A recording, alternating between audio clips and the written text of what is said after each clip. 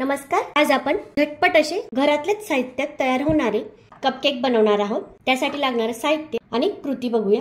Cupcake बनवण्यासाठी साहित्य बघूया।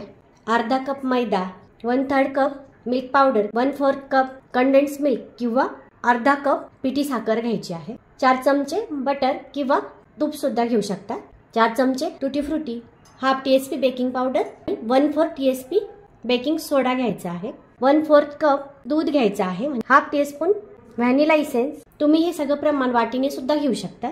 केक बनवण्यासाठी मोल्ड असतील तर मोल्ड मध्ये सुद्धा बनवू शकतो। डिस्पोजेबल कप मध्ये आपण केक बनवणार आहोत। चला तर आता आपण केक बनवायला घेऊया। ज्या पातेल्यात केक बनवणार आहोत यामध्ये तुम्ही मीठ टाकू शकतात किंवा बिना मिठाचा सुद्धा केक बेक होतो। त्याच्यावर एक जाळी टाकलेली आहे। या प्लेटवर आपल्याला कप ठेवता येतील। आपण पातेलं प्रीहीट करायला ठेवणार आहोत। झाकून पातेलं प्रीहीट करायचं आहे। आपण इथे कप घेतलेले आहेत। सगळे ड्राय इंग्रेडिएंट्स आपण आधी चाळून घेऊया। मैदा, सोडा, बेकिंग पावडर आणि जर पिठी साखर घेत असाल तर आता पिठी साखर टाकायची आहे। जेवढा मैदा तेवढीच पिठी साखर घ्यायची आहे। मी इथे कंडेन्स मिल्क वापरणार आहे म्हणून साखर वापरली नाहीये। मिल्क पावडर, जेवढे ड्राय इंग्रेडिएंट्स आहेत ते सगळे मी चाळून घेणार आहे, त्यामुळे ते छान मिक्स होतात। ते बाजूला ठेवूया। आता आपण मेल्टेड बटर किंवा तूप सुद्धा घेऊ शकता। इसेन्स, कंडेन्स मिल्क, पिठी साखर वापरत असाल कंडेन्स मिल्क नाही घ्यायचं। आता आपण हे सगळं मिक्स करून घेऊया व्यवस्थित। सगळ्या वस्तू रूम टेम्परेचरच्या हव्या। जर तुम्ही फ्रीज मधल्या वस्तू वापरल्या तर केक फुलत नाही। नॉर्मल केक किंवा कपकेक कोणताही केक फुलत नाही। हे सगळं आपण असं छान व्यवस्थित फेटून घेणार आहोत। सगळे इंग्रेडिएंट्स एकत्र होतील। आता आपण दूध टाकून घेऊया।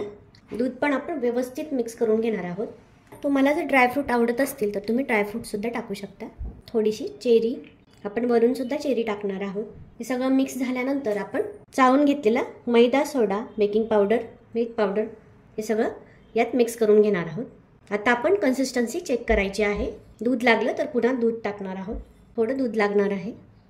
आपल्याला पूर्ण दूध लागलेलं आहे। बॅटर तयार झालं आहे। आता आपण कप भरून घेऊया। अर्धा कप भरायचा आहे। फुलायला जागा हवी। आपले 7 कप भरलेले आहेत। बॅटर साइड्सला लागायला नको आहे, ते आपण स्वच्छ करून घ्यायचं आहे। चेरी खाली बसू नये म्हणून आपण चेरीला थोडासा मैदा लावून घ्यायचा आहे।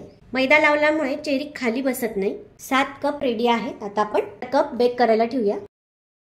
झाकून 15 ते 20 मिनिटं केक बेक करून घेऊया। 15 मिनिटं झालेले आहे। कपकेक चेक करूया। केक बेक झालेले आहे। आता आपण केक काढून घेऊया। तयार आहेत आपले झटपट असे कपकेक। आपण एक केक काढून बघूया। बघू शकता अतिशय सॉफ्ट असा हा कपकेक तयार झालेला आहे। अतिशय स्पॉन्जी असा केक तयार झाला आहे।